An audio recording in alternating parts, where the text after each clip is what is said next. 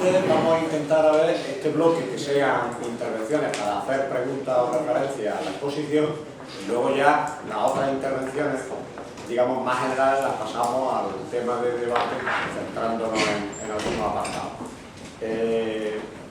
Para abrir boca, yo quería preguntarle a César sobre un asunto que, como responsable del Observatorio del Laicismo, suele ser una de las respuestas que desde las administraciones se producen. Al principio estaba hablando de que el Estado laico debe promover la libertad de conciencia en condiciones de igualdad y recalcaba el tema de promover, y efectivamente así entiendo que deba de ser. El tema es que muchas veces por parte de las administraciones hay dos conceptos que se utilizan para lo contrario de lo que nosotros lo planteamos. Me refiero al tema del concepto del bien común, que ellos lo plantean más como un aspecto más de bien de la mayoría, entendiendo por mayoría ellos, y en segundo lugar el tema de cómo el concepto de promoción lo utilizan en el sentido de restringir esa libertad de conciencia para hacer posible que otros tengan esa libertad que, bajo su punto de vista, desde la neutralidad del laicismo no sería posible el que la tuviese. Quizá pongo a lo mejor un pequeño ejemplo, porque creo que la intervención mía será corta. Cuando nosotros estamos planteando el tema, fundamentalmente con respecto a la libertad religiosa, por ejemplo, es decir, el derecho de los padres a que sus niños reciban la tal y cual, dice, el Estado tiene que favorecer de que ese derecho se cumpla y se ejecute, y en consecuencia tenemos que darle los medios y los recursos. Otro ejemplo muy sencillo, el tema de los capellanes en un hospital o en cualquier otro sitio. Es que como el Estado tiene que promover la libertad religiosa, tiene que facilitar el hecho, y con eso pretenden justificar el que existan esos capellanes para que esas personas tengan derecho a su libertad de conciencia. Lo que pasa es que, claro, la tienen solamente algunos, y además, como yo les contesto, esa libertad que el Estado tiene que posibilitar no consiste en que se tenga que pagarse a los capellanes, sino, mire usted, simplemente posibilite efectivamente que no solo capellanes, sino cualquier entidad que pueda necesitar, por ejemplo, una persona que está en un hospital o una persona que está en la cárcel, pueda recibir apoyo o atención por parte, pues, de cualquier persona que tenga una ideología o que tenga unos planteamientos o una cosmovisión similar a la suya, ¿no? Pero digo que eso lo argumentan dentro de esa argumentación falaz que ellos suelen utilizar para posibilitar ese tema. Hacemos lo mismo que hacíamos ayer, en el sentido de recoger dos o tres preguntas, y que él después vaya contestando. Vamos a ver, un momentillo. Por ejemplo, para la hoja,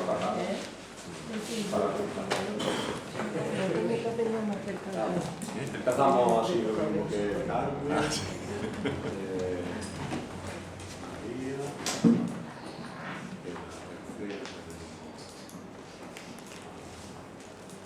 No es tan difícil. ¿Tu nombre no? Pepe.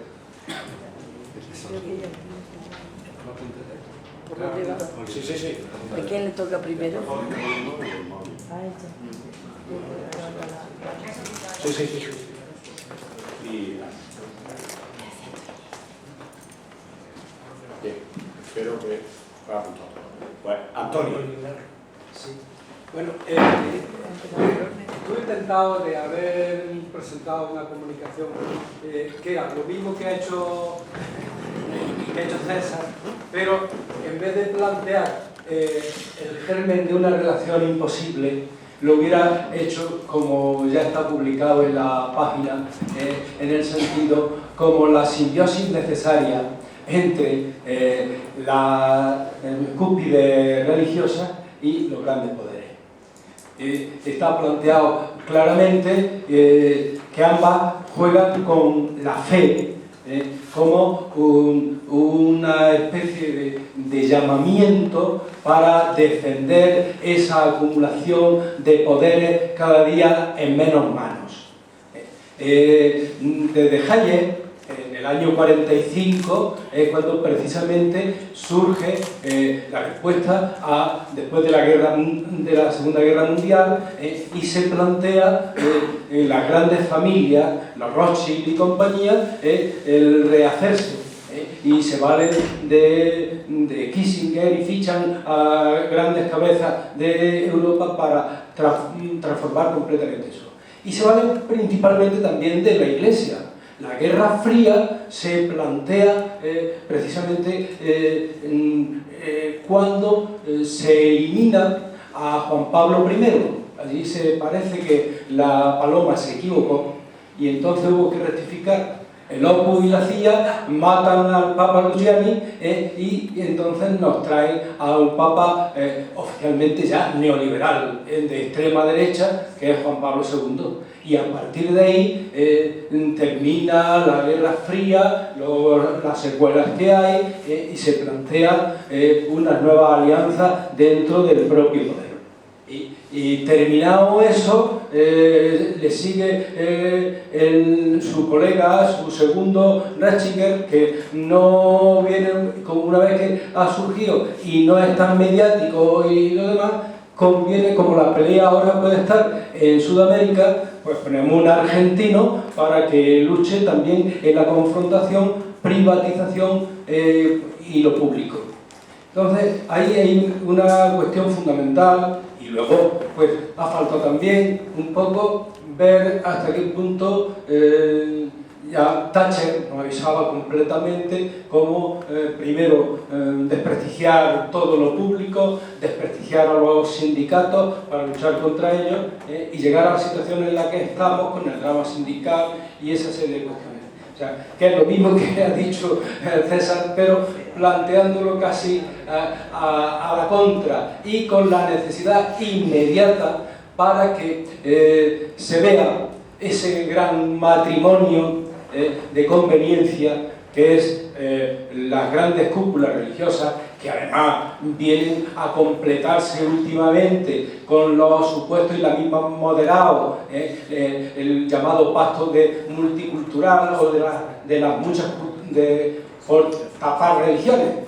Lo que se hace con Erdogan, lo que se intentó también con los cristianos musulmanes y lo que se ha intentado también en Túnez, y es el juego mundial. Y luego están claramente por encima los paraísos fiscales. El principal paraíso fiscal sigue siendo el Vaticano, donde se organizan realmente el conjunto de los que en el mundo son. Este es un poco eso. Y luego, claro, tras este telón de fondo está fundamentalmente la industria de la desinformación, la concentración en muy pocas manos del entontecimiento de la gente, como bien has dicho, con el tema del fútbol a toda hora y en fin, también la Semana Santa y todo lo que incluso el hedonismo del Corte Inglés. Carmen.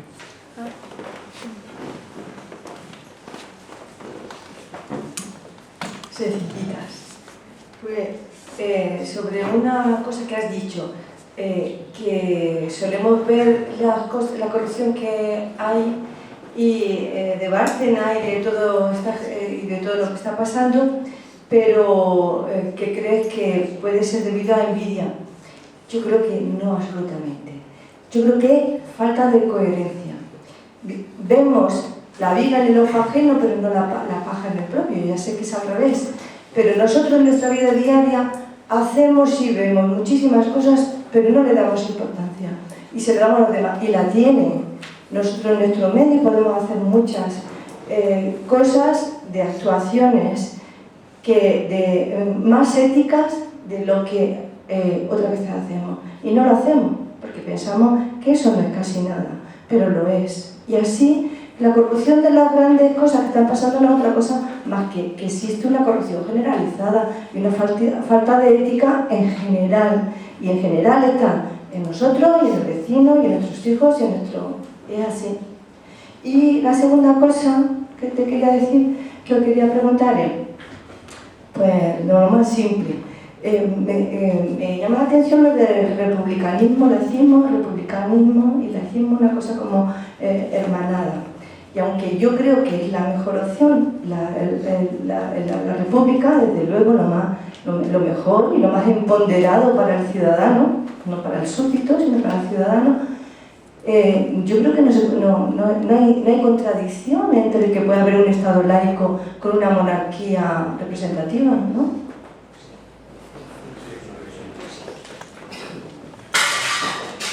La veo como un base facilitar.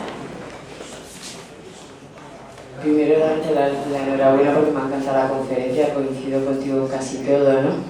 Te quería pedir un favor, si ahora mismo tengo la cabeza en blanco y no soy capaz de recordar el mito de Tántalo, ¿no? Y lo único con lo que puedo estar un poco en contra de tu conferencia es que yo soy más marxista que kantiana y creo que no podemos seguir aplazando la revolución, que la situación es tan acuciante que tendremos que ir formando y educando a la vez que se hace la revolución, ¿no? Pero pienso que es un momento muy crítico para seguir posponiendo el tema de una revolución social. Gracias. Déjalo ir.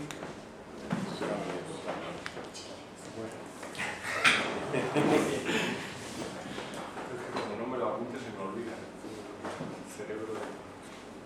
Bueno, empezando por lo que Manolo ha comentado, los poderes políticos, poderes eclesiásticos, el poder en general no es tonto y aprovecha cualquier ocasión para llevar las cosas a su terreno. Cuando yo hablaba de promover y no solo defender el bien público, el laicismo y los laicos deberían no solo defender la separación y todo esto, sino también promover la emancipación de las conciencias. La palabra promover puede ser entendida de muchas formas, evidentemente, y a los poderes les interesa entenderla a la manera comunitarista. Y bueno, pues ya está, si hay que promover, vamos a darle dinero a la Iglesia, vamos a darle dinero a los otros, vamos a darle dinero a los otros que son los que nos van a dar votos, lo que sea. Esa es la concepción comunitarista del café para todos, pero eso evidentemente se aleja mucho del ideal universalista del laicismo. En este sentido solo me gustaría aclarar una cosa, es que el laicismo no es un concepto empírico, en el sentido de que no se deriva de la situación social, del hecho social de cada momento. Tampoco es evidentemente un concepto trascendental, no busca su justificación en un más allá, en una entidad sobrenatural, sino que es un concepto trascendental, en el sentido otra vez kantiano del término. Decir que el laicismo es un concepto trascendental significa que es un concepto que debe fomentar las condiciones que hacen posible, eso es lo que significa la palabra trascendental en Kant, las condiciones de posibilidad de la libertad de todos los ciudadanos. Es decir, promover, en el sentido laico del término, es generar o favorecer las condiciones que hacen posible que todos los ciudadanos puedan ejercer sus derechos en condiciones de igualdad. Muchas veces las organizaciones laicistas, incluso a veces desde el seno de Europa laica, caemos en la tentación de utilizar un argumento que a mí me parece erróneo desde un punto de vista filosófico. El argumento es apelar a la sociedad, a la sociología. Paco, por ejemplo, ayer decía, es que la sociedad actualmente ya está secularizada, ya hay mucha menos gente que va a misa de la que... Pero es que da igual, aunque fuera toda la sociedad a misa. El laicismo debe promover las condiciones públicas de forma independiente a los vaivenes de la sociedad. Da igual que aquí todos seamos ateos o todos seamos musulmanes, lo que se debe, o judíos o lo que sea, lo que se debe fomentar desde el punto de vista del laicismo es la libertad de conciencia, independientemente del tanto por ciento de personas que sean cristianas o que sean lo que sean. Muchas veces los laicistas cometemos el error de utilizar el argumento sociológico, se llama. Y esto lo aprovechan evidentemente esos poderes que utilizan ese mismo argumento para decir, bueno, promover, pues lo promovemos, evidentemente. Yo le doy dinero a estos, que hay muchos, y a estos otros que me lo han pedido, y a estos otros, pero eso es justo lo contrario de lo que dice el laicismo. Por otra parte, Antonio, que quizás sería más lógico que estuviera aquí en vez de estar yo dando la conferencia, tiene toda la razón. Yo hablaba de una relación imposible entre laicismo y neoliberalismo. Él habla y estoy de acuerdo, de una simbiosis necesaria. La fe como un llamamiento para favorecer los intereses del neoliberalismo. Simplemente quería añadir una cosa. Es evidente que la ideología de fondo que subyace tanto a la política económica del neoliberalismo como a la Iglesia, a la fe, a la Iglesia, es la misma.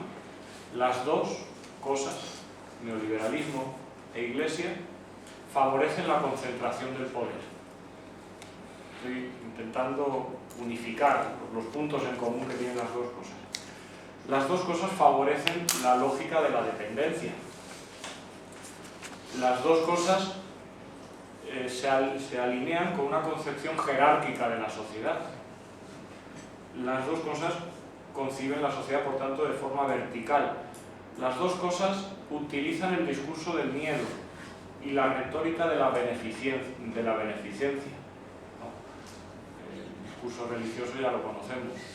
El discurso neoliberal va por el mismo sitio. Solo hay que escuchar a Rajoy decir que no hay solución, yo estoy haciéndolo por el bien de la sociedad, que hay que reducir gasto público, porque si no vamos a caer en el infierno casi.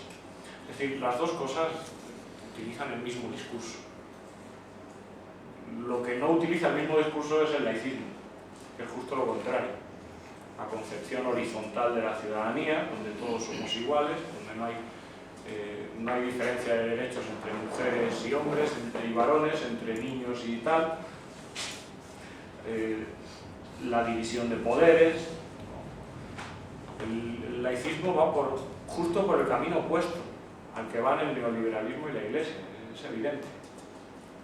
Esa es la razón por la cual yo decía al principio que para mí el principal obstáculo actualmente que tiene el laicismo no es tanto la Iglesia como la lógica neoliberal que subyace a las dos cosas, incluso a nuestra forma de pensar en la calle. Carmen, hablabas que más que envidia es más bien falta de coherencia.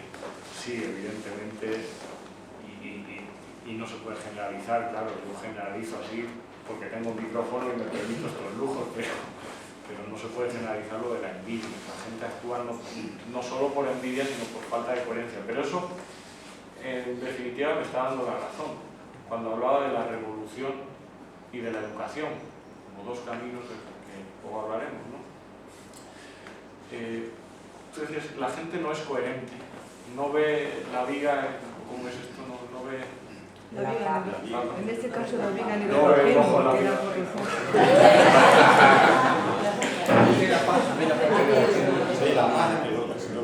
Siempre me lío con eso. Es que lo he dicho al revés. No, sí, yo también. Pero una vez dije en clase que... Lo has dicho dije a un alumno que en vez de decirle te estoy viendo por el rabillo del ojo, le dije te estoy viendo por el ojillo del rabo. Y eso es muy grave en clase. Pero me salió. En fin, cuando digo que la falta de coherencia me da la razón, estoy diciendo que evidentemente la mayor parte de la gente es una inmadura intelectualmente. Que la madurez intelectual educativa de la que ya habló Colbert y Piaget hablaban de unas etapas por las que vamos pasando todos. La etapa preconvencional en la que solo miramos por nuestros intereses particulares, esos son todos niños, todos niños no en el sentido de años. La etapa convencional, en la que ya nos situamos en un contexto social en el que estamos todos de principio, y luego una etapa posterior, que es la que marca ya la madurez intelectual, lo que Kant llamaba la mayoría de edad, la autonomía moral, que es la etapa postconvencional, que consiste en que la persona se hace capaz de trascender sus propios intereses y su propio contexto, trascender en el pensamiento, es capaz de situarse fuera y mirar con distancia el contexto en el que se sitúa. Cuando tú me dices falta de coherencia, yo veo que esa gente no ha pasado esa fase.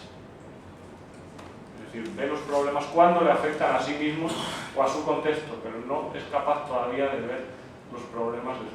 Y eso es educación, eso es madurez, eso es ser capaz de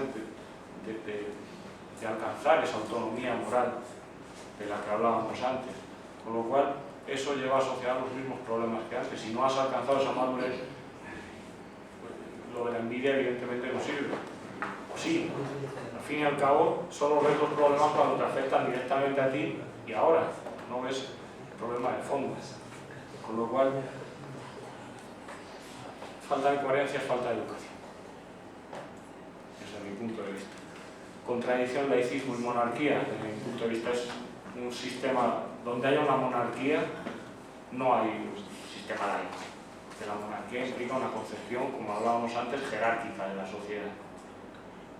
Y evidentemente con la constitución que tenemos ahora en España, que es una monarquía parlamentaria, ni nos acercamos a un régimen republicano, ni a un régimen laico, ni nada.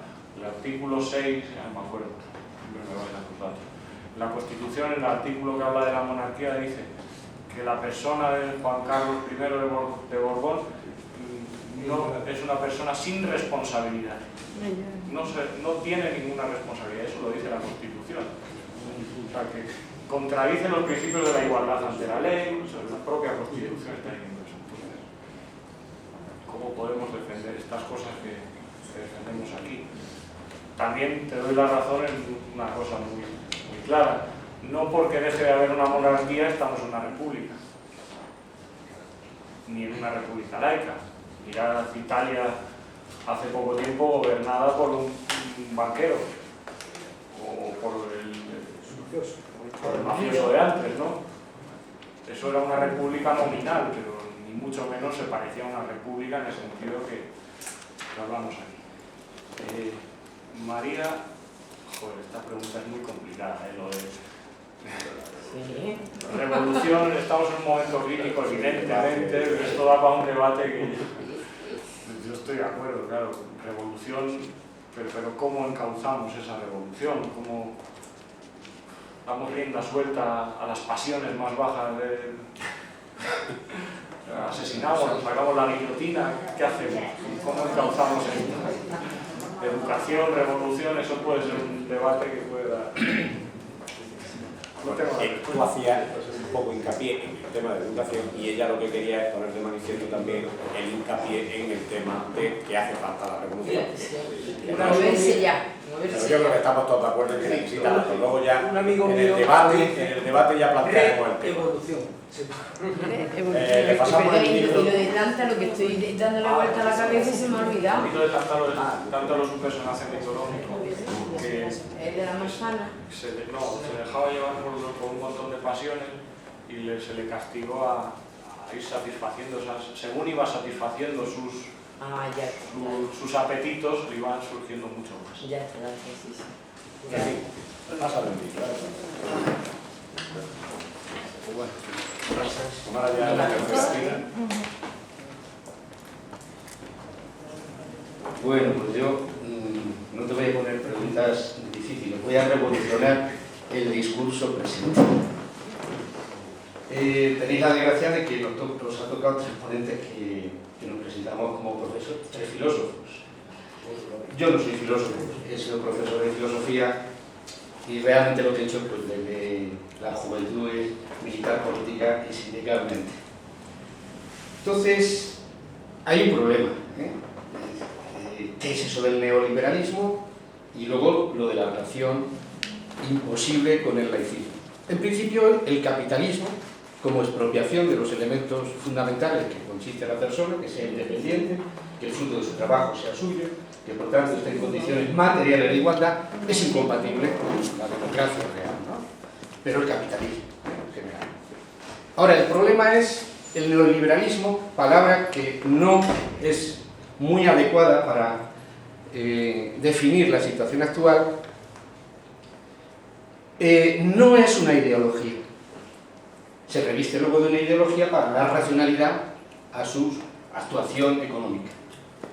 Es el sistema material, el sistema del capitalismo actual, que no es el del liberalismo del siglo XVIII y XIX, que ese sí despegó para el crecimiento económico. Por ejemplo, en las colonias, para liberarse de las imposiciones que había desde las metrópolis, y querían desarrollar su propia economía, en Norteamérica, etcétera, etcétera. Incluso, lo que fue el desarrollo, era a través de la explotación, evidentemente, de la mano de obra, de hacerse una pero era de desarrollo económico.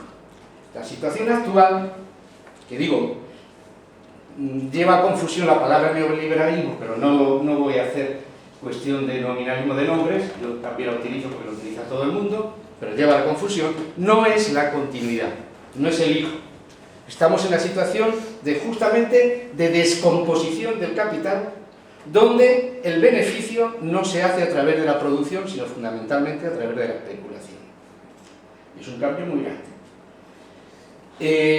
Y no lo hace por ideología. A mí me hace gracia cuando nuestros propios dirigentes sindicales y políticos dicen el PP eso hace por ideología, el de la CBE por ideología. No, señor, lo hace por un beneficio, por unas cuestiones materiales. El problema del capitalismo, tal como lo explicó Marx, lleva por sí mismo cada vez a mayor acumulación de capital, pero también a la bajada de la tasa de beneficio, porque cada vez la competencia necesita reinvertir el beneficio más para competir. Y esto es lo que pasa, que con la producción baja. Si solamente lo intenta la producción, baja la tasa de beneficio. ¿Y dónde se plantea ahora el tema? Desde que Hayek y toda esta gente, los Chicago Boys, que son los economistas que plantean todos los principios del neoliberalismo, lo que llaman la financiarización del sistema. Y la financiarización del sistema es que evidentemente hay una plusvalía y un beneficio de una producción, pero ellos quieren ir por la vía rápida. Es quién se lleva más beneficio de lo que hay en esa globalización ya de la economía. Y es a través, efectivamente, de la especulación, de las pirámides de Madoff, de las burbujas inmobiliarias. Daos cuenta, hoy hay 4 o 5 veces más capital moviéndose que no responde a la real producción. Hay dinero circulando que es 5 veces más que no representa, por tanto, la producción real. Y ahí están todos los inventos de productos financieros, de los mercados de futuros, de producción que no existe, etcétera, etcétera. Entonces es uno de los principios, y por tanto es un capitalismo en descomposición y destrucción de fuerza productiva. Si no, no entendemos lo que está pasando aquí. ¿Por qué permiten que haya un 27% de paro? ¿Por qué además no lo van a resolver?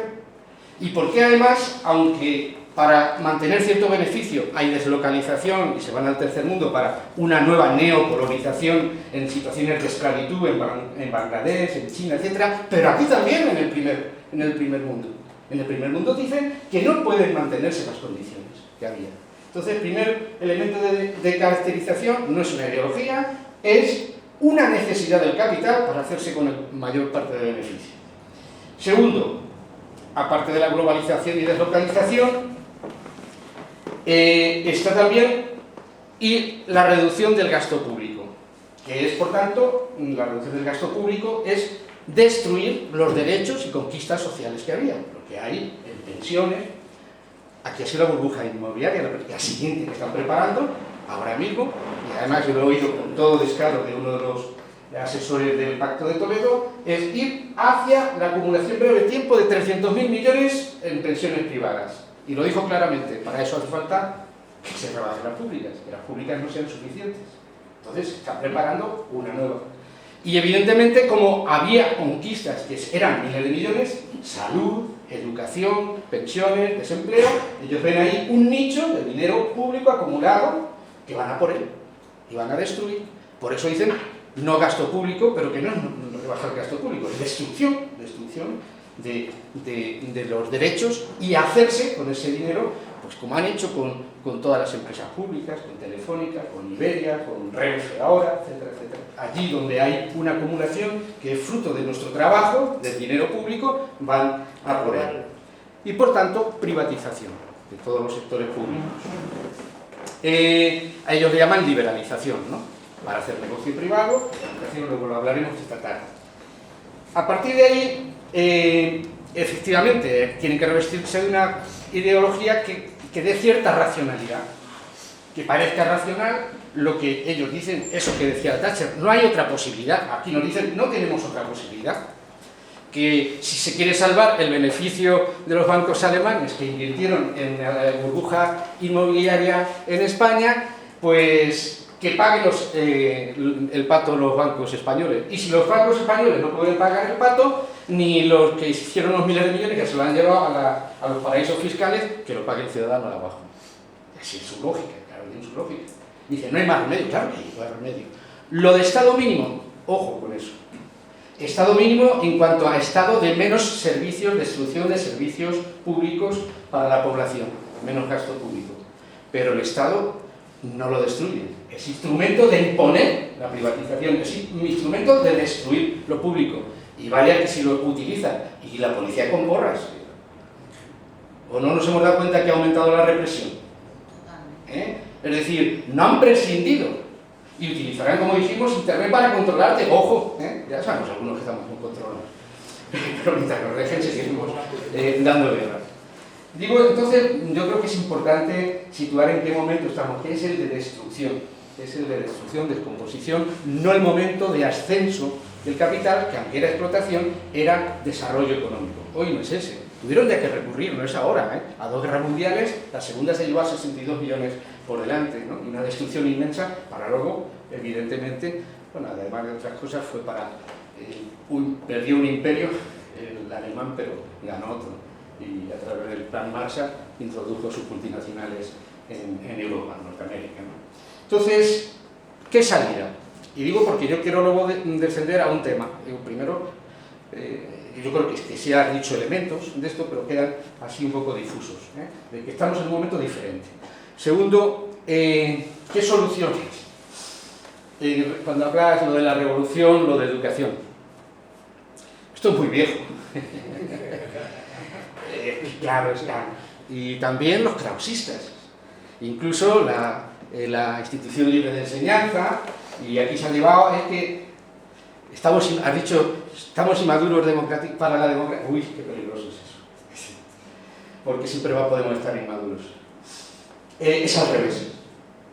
Y más lo que dijo los filósofos, se han dedicado a interpretar de distintas maneras el mundo, y es muy importante, y yo además me reclamo de ese desarrollo del pensamiento humano, pero lo que hace falta es transformar las condiciones materiales. Y además tenemos la historia. Tuvieron que educar mucho a los franceses para la gran revolución que se montó, con guillotina por medio, no, fueron los hechos reales. Y en la vía esa, cantidad de gente que había estado fuera de la política entró en la política, entendió, comprendió e hizo. La Comuna de París duró 3 meses. Si leemos las medidas que tomaron de democracia, y aprendieron a organizarse en nuestra propia república, en la guerra civil. Esa gente que eran analfabeta, ignorante, ¿cómo aprendieron a organizarse, a llevar la economía por sí mismos? Elementos de justicia, de igualdad, aprendieron. Y la educación. Pero si no, si estamos diciendo primero hay que educarse, bueno, eso, por cierto, eso también lo han introducido los sectores de los humanistas y tal en el 15M para dispersarlo y disgregarlo. Hemos aprendido, hemos cambiado personalmente. Lo que tenemos que cambiar primero personalmente, pues entonces muy difícil lo tenemos, porque además los que mantienen las estructuras tienen muchísimos instrumentos para que efectivamente ni tengamos ni progresemos educación, etcétera. No, hay que cambiar las condiciones materiales. Y eso en revolución se llama, empezando, porque hay que cambiar el sistema de propiedad privada, porque las personas no somos independientes ni autónomas mientras no seamos al menos dueños del fruto de nuestro trabajo. En el sistema capitalista esto es lo que te niega del principio. Por tanto, no son las libertades, pues efectivamente son ficticias, la democracia es ficticia. Otra cosa es que dentro de la justificación del liberalismo económico se remitió a principios del liberalismo político. Y eso, como dice un profesor de filosofía, que no sé si conocerás también, a Fernández Liria, dice: no le hagamos el favor de dejar esos principios democráticos de derechos a la educación, a la sanidad, a la salud, a la participación, en manos de como ellos lo tergiversan y como además lo hacen imposible. Reclamémoslo para que sea efectivo desde el punto de vista real, de la democracia real, de los derechos reales, etc. Y por eso decimos: ¿se planteó el derecho a la educación universal? Pues claro que lo reclamamos, universal y en condiciones de igualdad. Y además, efectivamente, que es un elemento. Y entonces, bueno, yo termino con una cuestión. Creo que, aparte de que es muy peligroso de hablar eso de inmadurez, porque siempre estarán interesados y cada vez nos van a dar menos instrumentos para ser maduros, daos cuenta, por ejemplo, la destrucción que va a haber inmediata de la universidad, que va a estar solo al alcance de muy poquita gente. El periodo que han dicho hasta ahora de sobretitulación, que no encuentran trabajo de acuerdo a su preparación, eso se va a acabar, porque dicen: miren ustedes, la mayoría, la FP de grado medio, que no, y además no sirve para nada, porque usted se tendrá que formar a lo largo de la vida según lo que le ofrezca el mercado. ¿No? ¿Ve usted qué manera de destruir la educación como valor para las personas por sí mismas? ¿No? Entonces, digo que yo creo lo que hace falta es aterrizar en cuál es el elemento de este análisis de lo que está pasando, que es muy grave, ojo, no es pasajero, no va a pasar la crisis, se podrán recomponer, dirán que crece los beneficios de no sé quién y tal, pero la idea es que aquí se necesita rebajar, y lo han dicho y lo repiten, 30-40% los salarios, las rentas salariales, que tienen que bajar también entre un 30 y tal y un 40% las pensiones públicas. Es decir, que nos tenemos que empobrecer, si lo dicen algunos muy claramente, este país se tiene que empobrecer, este país, y el otro, y el otro, y el otro. Entonces, yo creo que el elemento de coincidencia es que efectivamente, si desaparece el espacio público sobre la base de la privatización de todos los sectores, no hay espacio donde ejercer los derechos universales. Los derechos universales, incluidos el de libertad de conciencia o el de educación, necesitan el espacio público. Dos ejemplos muy sencillos. Si, por fin, que es a lo que van, a privatizar la educación y que cada centro o cada red tenga su propia ideología, ¿dónde va a quedar el respeto a la libertad de conciencia y formación? Si los medios de comunicación todos van a ser privados y de acuerdo además a los poderes, ¿dónde nos vamos a expresar? ¿Dónde va a estar la libertad de expresión? En nuestra casa, con nuestros vecinos. Entonces, yo creo que la defensa del espacio público, de los servicios públicos, eso sí que es un nivel de confluencia del laicismo, porque si desaparece el espacio público, evidentemente cualquier derecho universal no tiene las condiciones materiales de ello. Y creo que se ha ido Carmen, pero muy breve, lo de por qué, a ver, es que lo de república. Hay una cosa que, incluso que aquí puede haber gente monárquica, no me importa, pero tenemos que estar de acuerdo en lo que es la res pública, el espacio público. Hay que empezar por ahí.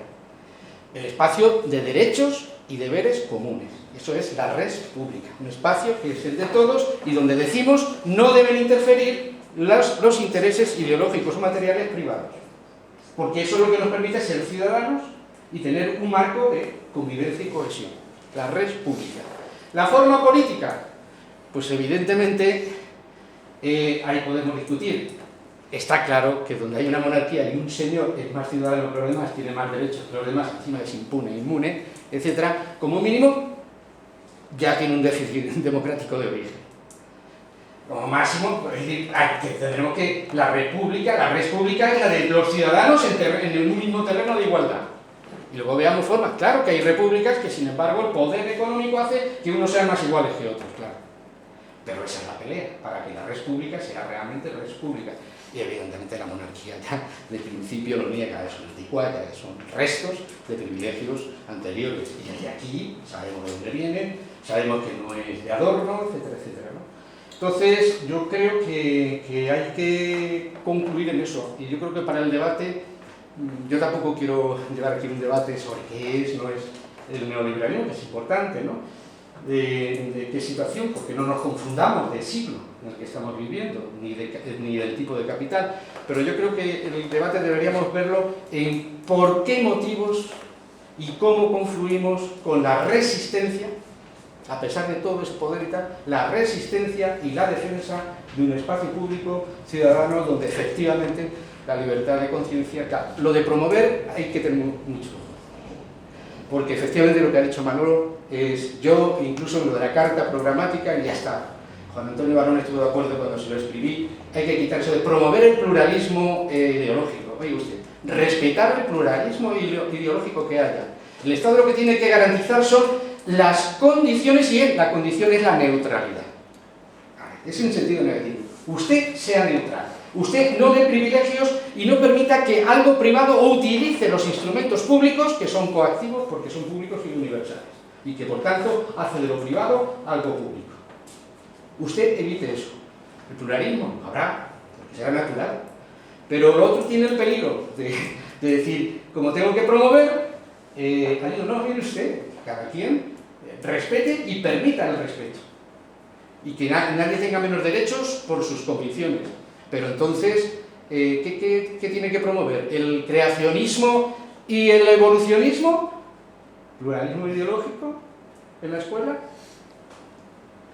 Que se conforme, en ese sentido la relación es negativa. No interferir en las convicciones de cada quien y por tanto permitir el marco de neutralidad ideológica que tiene que tener lo público.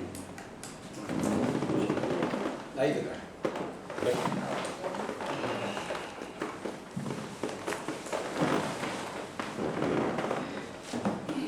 Bueno, en primer lugar,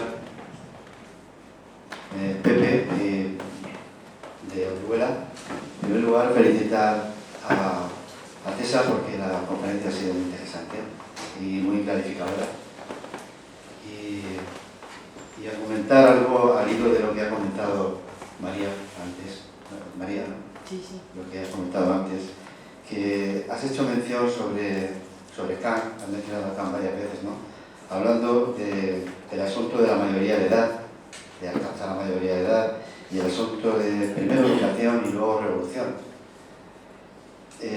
Me ha traído a la memoria a Friedrich Schiller, que fue testigo directo del asalto a la Bastilla, de los años aquellos.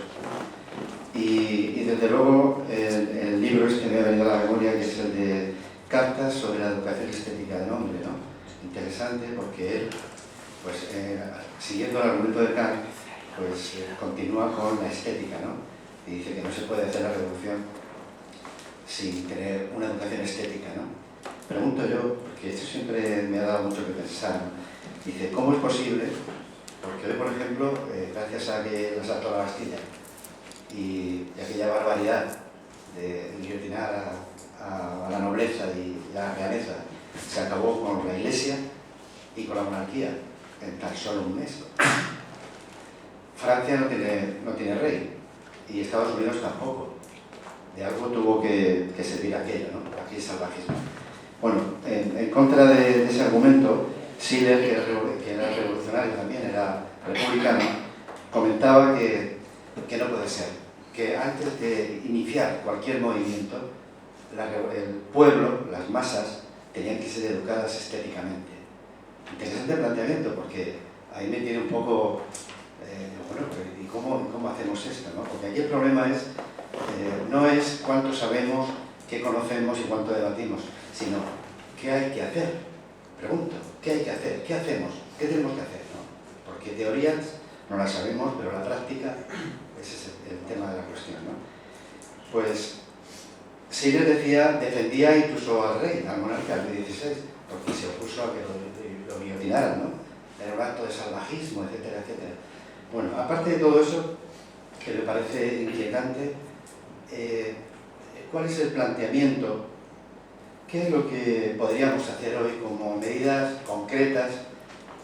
¿Qué hoja, como se dice muy comúnmente, qué hoja de ruta podríamos tener de acciones concretas de lucha concreta. ¿Cómo podemos hacer la revolución sin que suframos siempre los mismos, ¿no? De alguna manera, ¿no? Pero una especie de revolución.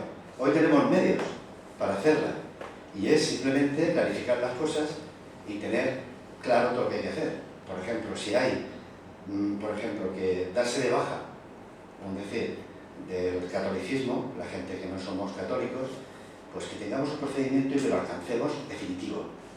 No ponerlo de moda durante un par de años y luego abandonarlo.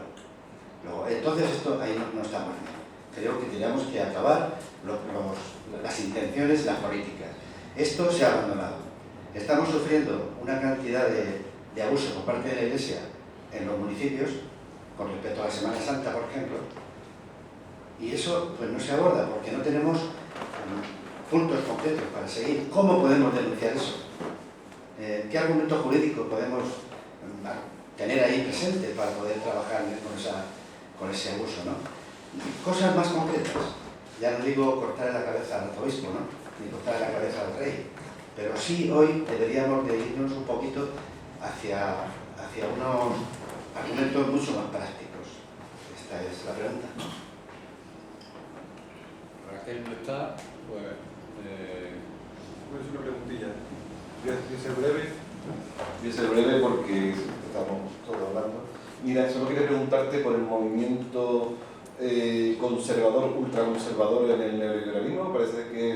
Parece ser que se ha quedado un poco diluido. Quiero pensar en personas como esta Sarah Palin y aquí en España también algunos USPs que, como dice César, pues, perdón, decía Fermín, son oportunistas, ¿no? Pero que también tienen una amplia carga ideológica que parece ser que ahora mismo no nos están bombardeando por ahí, pero que están ahí. Esas personas están ahí latentes, como los ultra, el Doberman de siempre, y que no sé si pueden salir y en qué sentido, ¿no?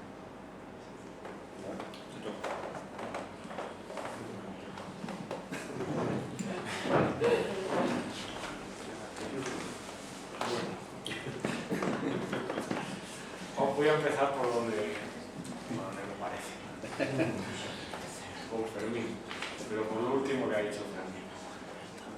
Vamos a ver, a mí la palabra promover me parece fundamental, me parece un error eliminarla. Es como renunciar a hablar de espiritualidad humana porque esa palabra ha sido secuestrada por una confesión del nacionalcatolicismo, cuando la espiritualidad humana viene mucho más atrás, hay muchas opciones, y aquí en España, por ejemplo, renunciamos a una palabra por la tradición. Promover, el laicismo debe promover, el espacio público debe promover las condiciones que hacen posible la emancipación de las conciencias. No solo defender, decía yo, hay que promover. Y promover significa que el laicismo y los defensores del laicismo deben estar en la calle, en los movimientos sociales que luchan por los servicios públicos. Y eso es promover, porque no promoverlo significa, bueno, defendemos que la gente tenga pluralidad, pero defender que la gente tenga pluralidad de opciones no sirve si no hay unas condiciones materiales suficientes para que la hagan posible. Es lo que decía acá, hacer capaz a la gente. Eso es promover. Es que también he oído a gente defensora del laicismo en estos foros que dice, se plantea la duda, ¿deberíamos estar nosotros en los movimientos sociales o no? Pero ¿cómo no? Si es que defender los servicios públicos, aunque pueda parecer otra cosa, es lo mismo. Eso es promover. Claro, que haya otros poderes que utilicen esa palabra de forma capciosa y lo lleven a su terreno no nos puede a nosotros obligar a tener que cambiar o prescindir de la palabra porque otros la han tergiversado. Esa era mi postura, ¿no? El neoliberalismo no es una ideología y yo la verdad es que estoy de acuerdo con lo que tú has dicho, pero a mí me sigue pareciendo la política económica que llamamos neoliberalismo me sigue pareciendo una ideología en el sentido marxista del término. Es un instrumento retórico, si queremos, y no solo retórico, ¿no? Es un instrumento al poder, al servicio del poder de unos pocos. y he puesto algunos ejemplos, pero podríamos poner infinitos más, ¿no? Tú has dicho muy bien que el sistema capitalista actual no se parece en nada al liberalismo, y es verdad. Cuando Adam Smith hablaba de la mano invisible, es que las condiciones eran muy distintas a las condiciones de la globalización actual. En aquella época estábamos hablando del dinero que se generaba a través de la producción, casi exclusivamente. Y ahora estamos hablando de un dinero que se genera casi exclusivamente a partir de la no producción. Y solo tienen que mirar la etiqueta de sus zapatos o de sus camisetas.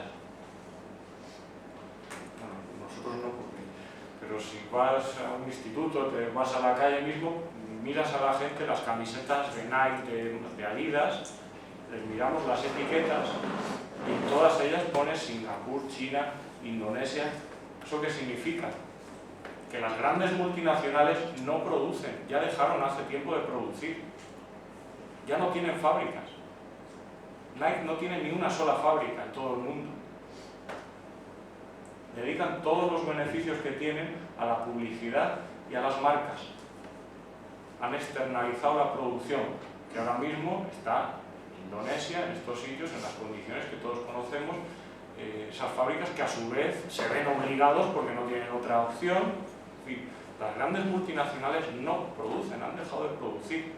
Han llevado la producción a lo que se llaman las zonas de procesamiento de las exportaciones.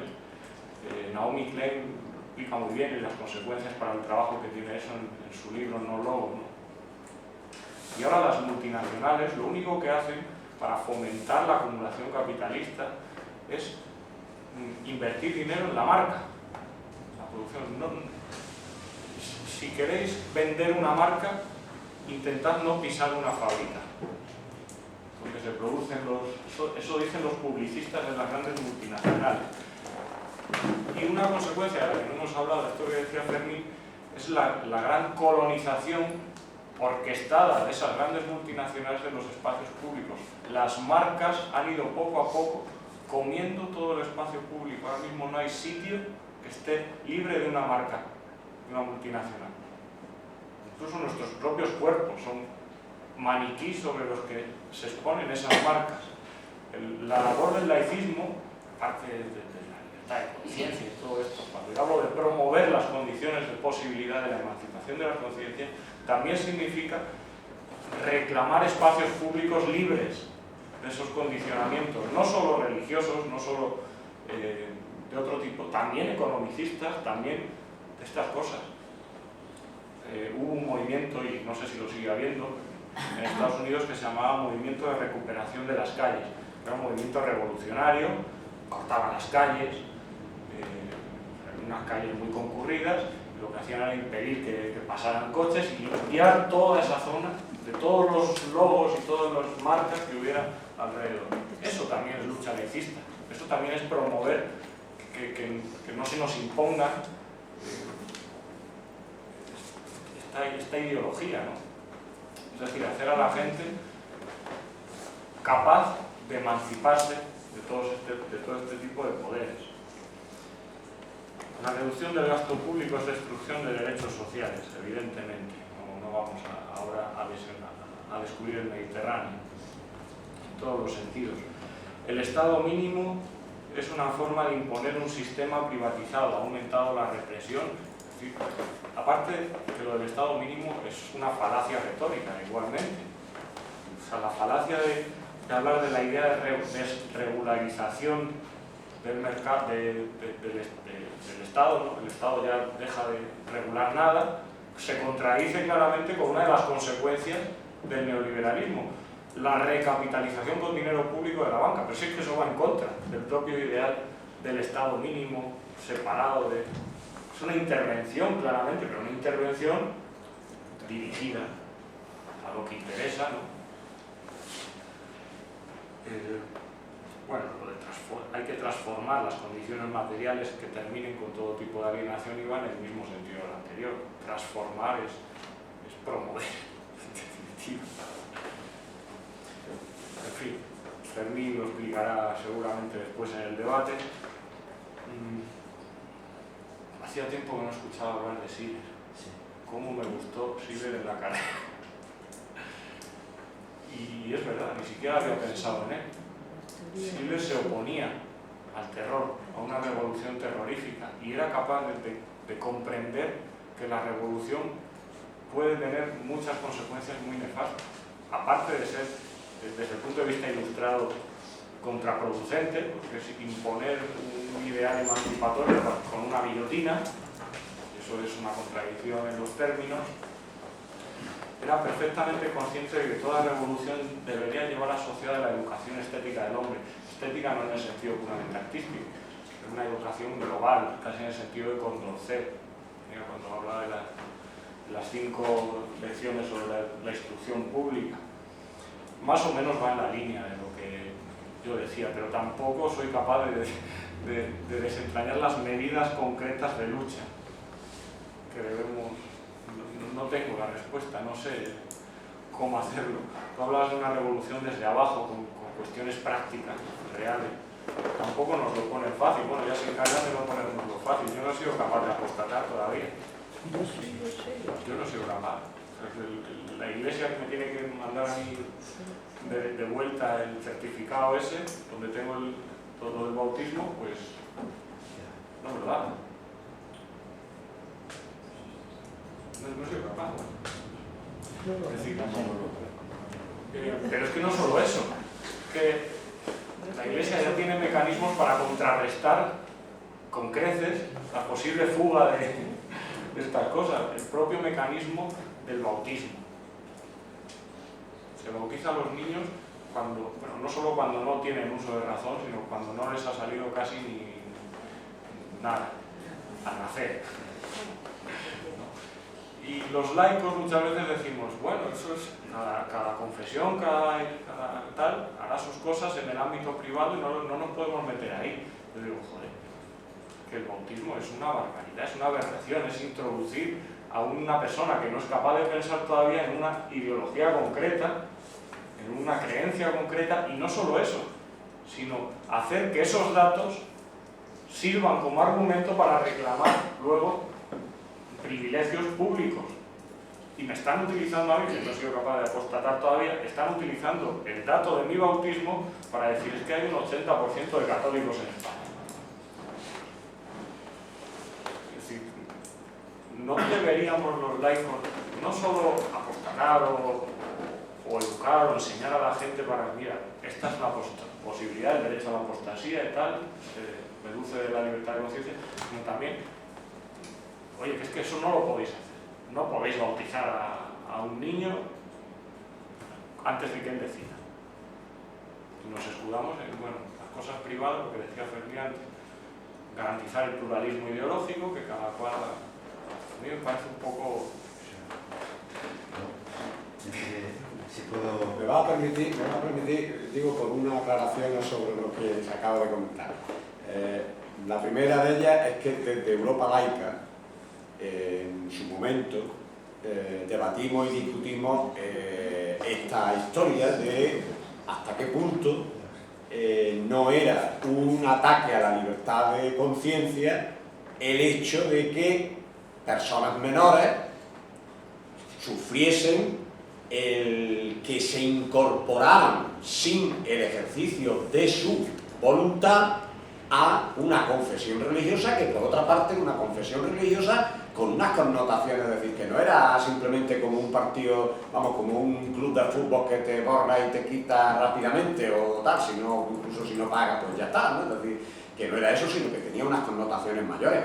Y así lo planteamos. Es verdad que después estamos inmersos en una serie de cuestiones, vamos a llamarlas más prioritarias, llamémoslas como sea, que han hecho que no haya, digamos, una acción, digamos, continuada con respecto a ese tema de atacar el derecho, vamos a atacar, de defender el derecho de que esos menores no sean, digamos, bautizados, porque estamos inmersos en el tema de la financiación, porque estamos inmersos en el tema de la escuela, porque estamos inmersos en otras cosas y porque tenemos unos recursos humanos que, ¿por qué no hay que decirlo?, limitados, que nos impiden afrontar una serie de frentes que ya quisiéramos afrontar, pero que no tenemos capacidad capacidad en este momento para poder afrontarlo. No es una cuestión de que no lo tengamos previsto, sino de que no tenemos recursos humanos suficientes, económicos tampoco, pero bueno, pero sobre todo humanos, porque los económicos al final, pues dice uno, venga, vamos a poner entre todos un prorreteo y sacamos un recurso económico, pero los humanos nos hacen falta para poder afrontar esa historia. Y con el tema de la apostasía, pasa lo mismo, quiero decir que nosotros seguimos manteniendo, y yo día sí y día no, digo, como responsable del observatorio, estoy orientando a gente para que ejerza su derecho a tal. Incluso me ha tocado muchas veces, cuando ha habido algún problema, el llamar al obispado correspondiente, a hablar con el obispo correspondiente o hablar con el vicario correspondiente y darle solución a un problema que simplemente es una cuestión de trámite, porque la Iglesia no puede en ningún momento negarse a darte tu derecho a la apostasía, porque si lo hicieran, ya quisiera yo que lo hicieran, porque ahí teníamos el juicio ganado inmediatamente. Ellos lo único que ponen son trabas de tipo procedimental, porque el Estado también le posibilita que la apostasía tenga que ejercerse mediante el derecho canónico y no mediante el derecho común. Y entonces eso obliga a que tú tengas que hacer tu baja de la Iglesia Católica en base a un procedimiento que ellos tienen regulado en el derecho canónico. Y eso obliga a que tengas que coger la partida de bautismo, que tengas que ir, que tengas que plantear de que efectivamente tú eres el que quieres negarte, es decir, un trámite engorroso y tal. Pero también quiero aclarar una cosa, porque también en el movimiento laicista esa idea también la tenemos que tener clara. La Iglesia no utiliza los datos de bautismo para el ejercicio, para obtener financiación pública. La financiación pública de la Iglesia lo tiene por medios completamente ajenos a los inscritos en el tema del bautismo. Porque, incluso voy a decir una cosa más concreta, si actualmente los recursos de la Iglesia estuviesen en función de los bautizados, el nivel de financiación de la Iglesia hubiese caído rotundamente, porque los datos sociológicos no datos sociológicos, son datos estadísticos, por eso no son sociológicos, son estadísticos, del número de bautismos que se producen ahora mismo en España, es prácticamente del 50% de la población nacida. Y sin embargo los recursos económicos que se siguen obteniendo van increciendo, no van disminuyendo. O sea, que tengamos claro que eso ni ahora ni antes, es decir, nunca se ha utilizado el número de bautismos para ese tema. Eso es una cuestión de carácter sociológico, que es el recurso que ellos utilizan. Y contra ese recurso sociológico que ellos dicen es que el 70%, porque ya no estamos en el 80, ya estamos en el 70%, en el 70% de los encuestados sociológicamente por el CIS son los que se declaran católicos, que luego de eso hay que quitar los practicantes, que no sé qué, que no sé cuánto, ¿no? Es decir, que muy bien. Y que si sumamos agnósticos, ateos y tal, pues ya estamos del orden del 20 y algo, rondando el 20%, es decir, que estamos en una proporción, digamos, bastante importante. Eso es desde el punto de vista sociológico, solamente la utilización de ese tema. Y la Iglesia, simplemente es que hoy en día, con la situación del confesionalismo estatal que tenemos, no necesita ni utilizar los datos sociológicos, ni utilizar los datos estadísticos de personas que estén perteneciendo a la Iglesia Católica. Lo digo porque alguna gente piensa que cuando se da de baja con la apostasía, que con eso va a reducir los ingresos de la Iglesia. Olvídese de eso.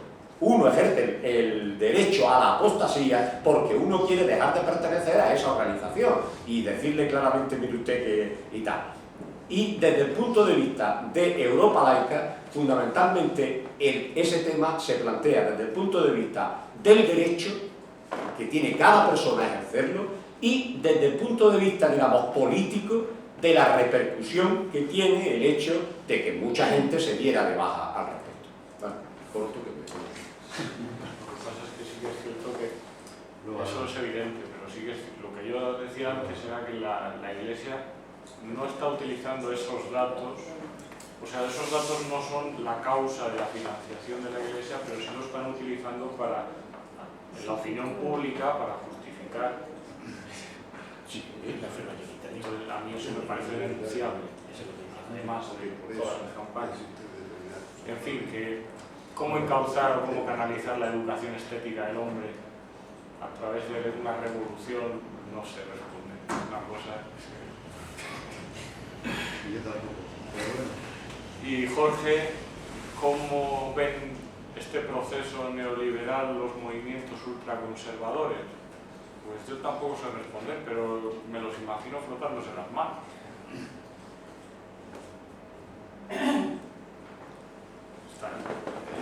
Aquí para la compañía y todos los neoconservadores en España pues están disfrutando de todas las como condiciones poco a poco están consiguiendo, y muchas veces sin mover un dedo, están consiguiendo lo que buscaban.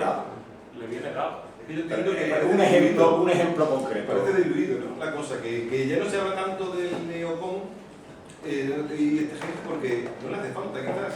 Por eso digo que ¿qué sentido veis que los prelibros de ellos ya no hay un movimiento dentro de otro de lucha intestina, parece. Están ahí como una... Pero fíjate una cosa. Sí. Pero fíjate un detalle simplemente. Rajoy, por ejemplo, y el PP, el gobierno, no va a hacer nada con el tema, por ejemplo, de la ley del aborto, porque está esperando simplemente que los que ha puesto en el Tribunal Constitucional tomen la decisión y así librarse de la historia. Pues esa estrategia es la estrategia de los otros. Es decir, ¿para qué tengo yo que actuar si me lo están dando todo de corrido? Terminamos las dos palabras que quedaban y cerramos esta parte. Raquel y ahora Bueno, yo permitidme que con todo cariño haga una pequeña crítica a cómo se está desarrollando esto. Como lo pienso, suelo decir las cosas que pienso, ¿no? Entonces, yo había entendido que a partir de la conferencia de César, que aquí también me ha gustado mucho y te felicito, íbamos a hacer una serie de preguntas, más o menos, y después en el debate ya íbamos a hacer unas reflexiones y tal. Lo digo porque he visto aquí mucha mezcla de cosas, a mí también se me ocurren, entonces para organizarnos y para que sea lo más fructífero posible, creo que deberíamos ceñirnos a ese guión. Lo digo porque si no las cosas se van diluyendo y yo siempre procuro utilizar mucho tiempo para dejar la palabra a otras personas, ¿vale?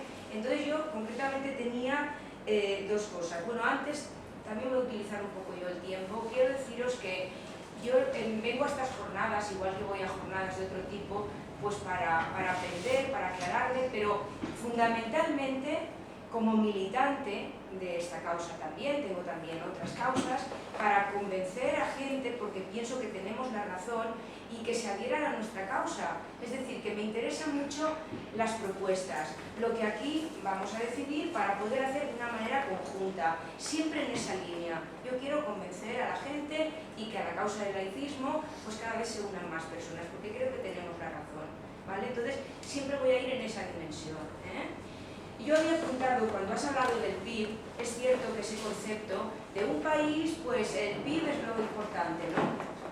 Pero claro, si decimos que ese no es el parámetro, tenemos que decir cuáles son. A mí se me habían ocurrido algunos, pero a lo mejor pues tú tienes otros, ¿no? Yo había pensado el índice de la incorporación de las mujeres al trabajo, al mundo laboral. Ese dato para mí es importante a nivel de desarrollo.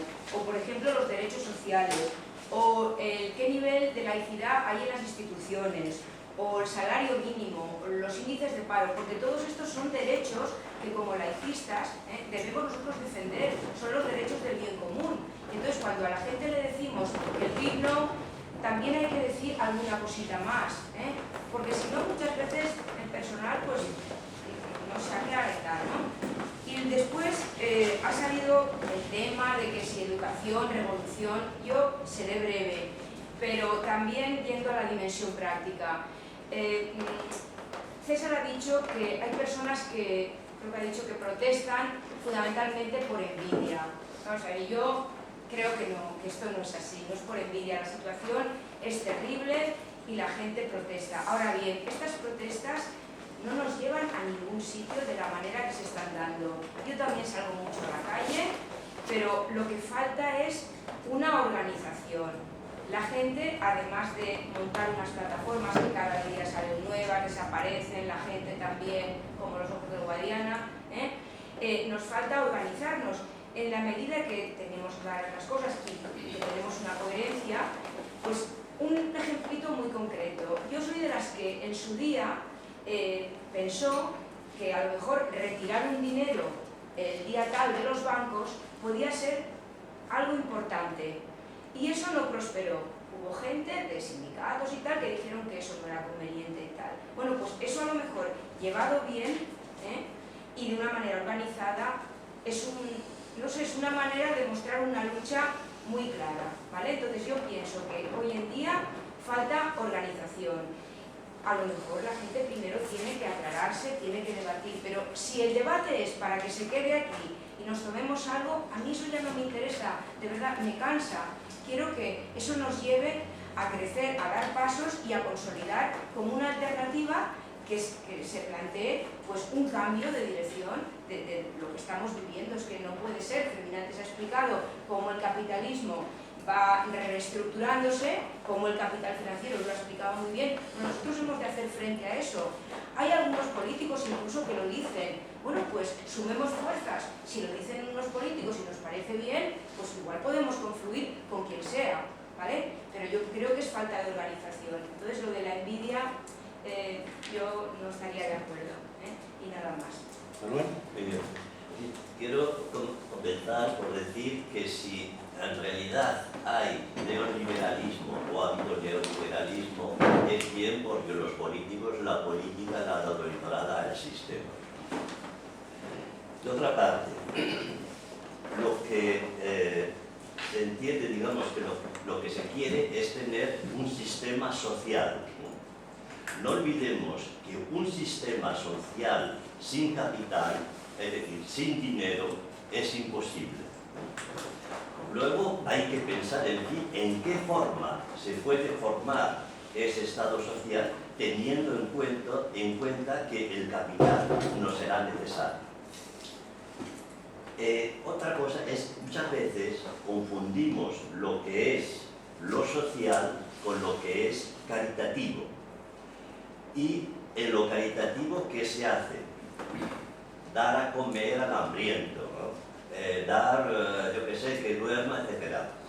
Y eso creo que precisamente es lo que tenemos que abolir. Es decir, que el Estado social tiene que ser un Estado de deberes y un Estado, digamos, de obligaciones.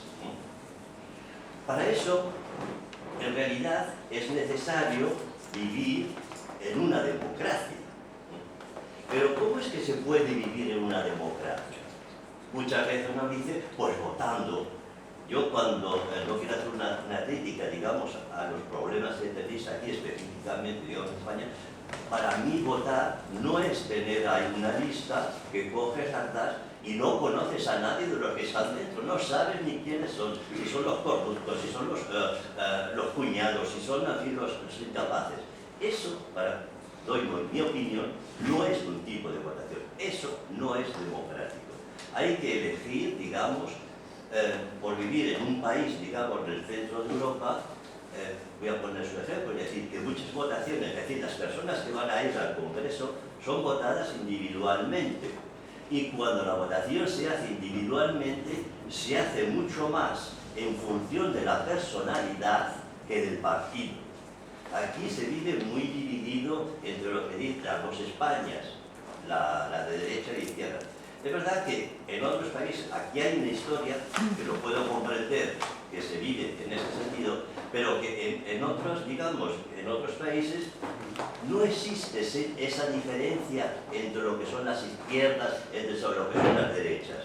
Cuando se habla mismo de progreso o de progresismo, se puede encontrar lo mismo en partidos de derechas que en partidos de izquierdas. Por eso, cuando se vota, la gente va a votar en función de lo que le están presentando como programa, o quiénes son, en fin, como eso. Mucho más, digamos, en la función de decir, yo como soy socialista, voto siempre a los socialistas, o yo como soy de derechas, voto siempre a los derechas. Incluso en el Parlamento se puede ver, en fin, que hay votaciones y que la misma, digamos, por ejemplo, derecha o la misma izquierda, hay dos posiciones diferentes, los que están por o los que están contra, dentro del mismo partido. Es decir, que la gente está preparada, digamos, a pensar en lo que es lo lógico o lo mejor, en general, digamos, para todos. En esto quiero decir que, evidentemente, la democracia, o digamos la política, tenía que ser basada en lo que es, digamos, el pueblo. Pero, como yo digo bien, en fin, no se le puede decir al pueblo, tú eres democrático porque votas, no señor. Es decir, que hay que preparar al pueblo al razonamiento. No es suficiente conocer geografía, conocer química, conocer... Hay que tener, digamos, otro tipo, digamos, de formación, que es lo que diría la formación cívica, creo que el Partido Socialista lo hizo en un momento dado, es decir, donde la gente se le enseña, digamos, a razonar, a criticar, a argumentar, el saber por qué yo decido esto, por qué yo quiero lo otro. Es decir, que se le está preparando a que luego más tarde, cuando tengas de votar, tenga los criterios necesarios, racionales, en su forma de pensar, por supuesto, en el que va a escoger una opción u otra. Pero que aquí me decís, hombre, nosotros Rajoy nos prometió no sé cuántos miles de puestos de trabajo, nos prometió eso, y resulta que lo que no ha hecho el contrario. En otras circunstancias, una persona de este tipo no estaría ya en el gobierno. Sin embargo, aquí, pues vale. Y ahora habréis hablado de la apostasía. Pero solamente el sistema que hay aquí para apostar, pero es increíble, ¿no? Yo pongo un ejemplo bien. Allí, cuando quieres apostar, es decir, cuando no quieres pertenecer a una iglesia, tú escribes al gobierno político y le dices, en fin, yo ahora soy ateo, yo no pertenezco a esta iglesia, y se acabó. A la iglesia no tienes que decir nada, porque no vayan es suficiente, van a ver que no están ahí. Pero digamos, el decir, ¿cómo se dice que soy católico? Es al Estado, es decir, pues mira, aquí tenemos tantos católicos, tenemos... O sea, pero son, digamos, datos reales, no inventados. No quiero tampoco aquí... La otra cosa que decir. Hoy, es verdad que el capitalismo, con el neoliberalismo, ha destruido una parte, digamos, de la clase media, pero también es verdad que ha producido una cantidad enorme de nuevos millonarios.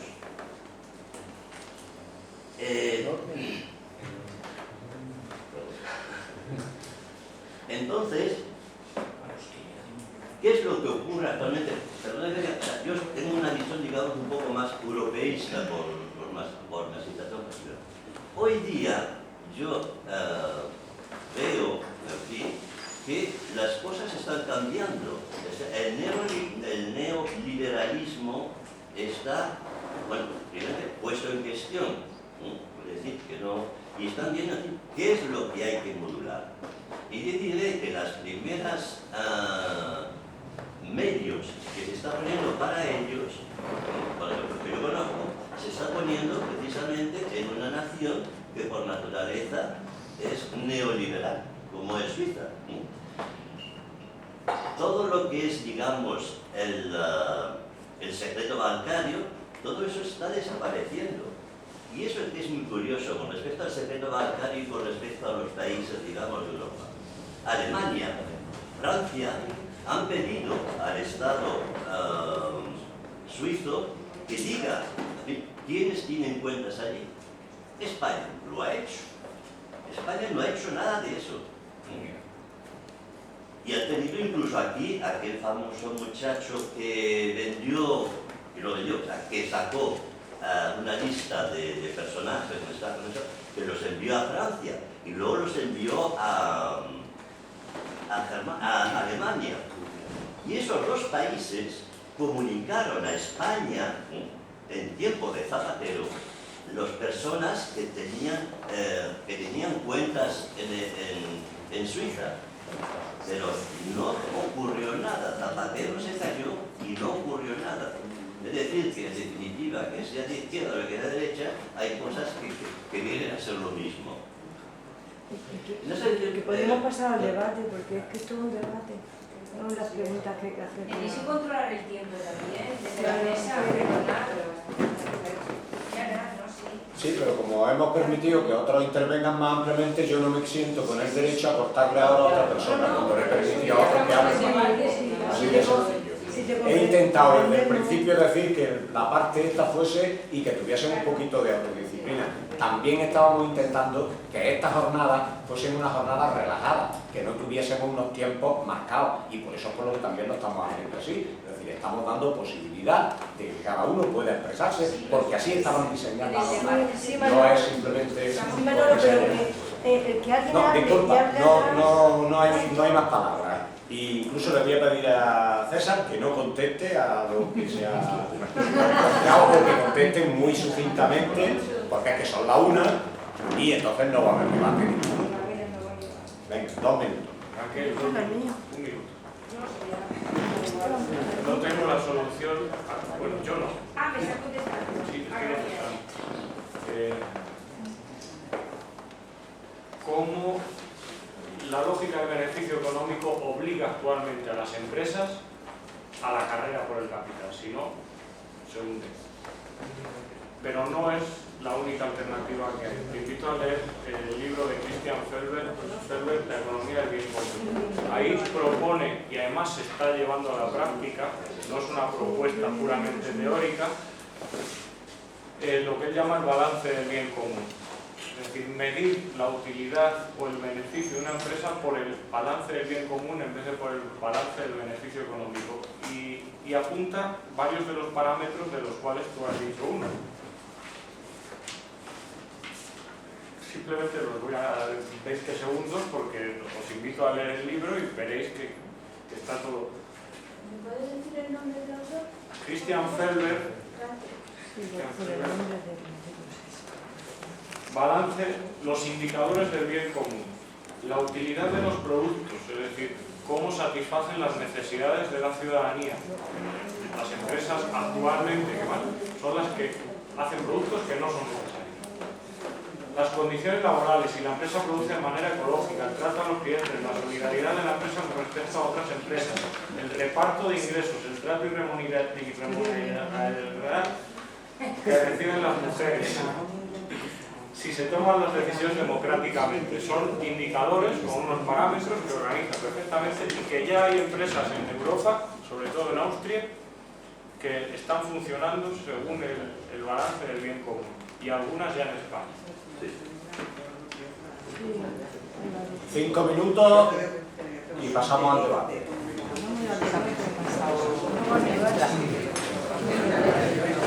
Ah, pues no lo sé, porque el de Fermín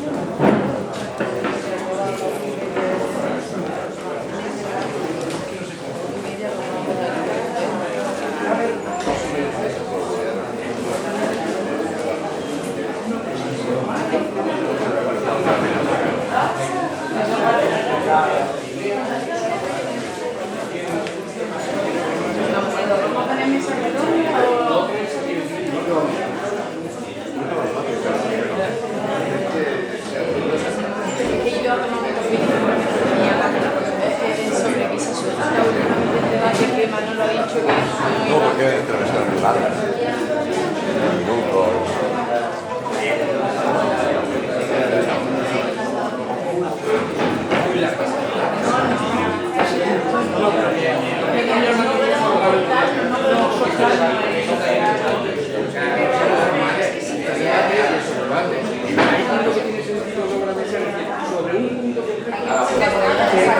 Que normalmente debería ser siempre la aplicación práctica, la práctica del mismo sobre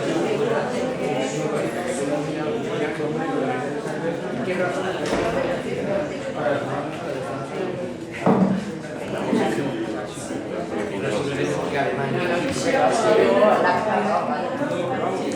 eso es debate también.